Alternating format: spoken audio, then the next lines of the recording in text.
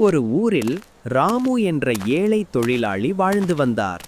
அவருக்கு நீண்ட நாட்களாக சேமிக்கும் பழக்கம் இருந்தது.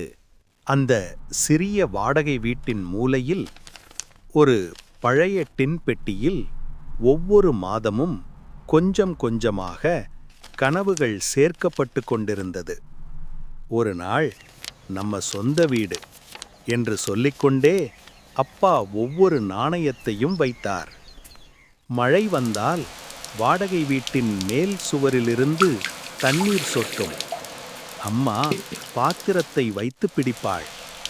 ஆனால் அவள் கண்களில் ஒரு நாள் சமையலறையில் தண்ணீர் சொட்டாது என்ற நம்பிக்கை இருந்தது.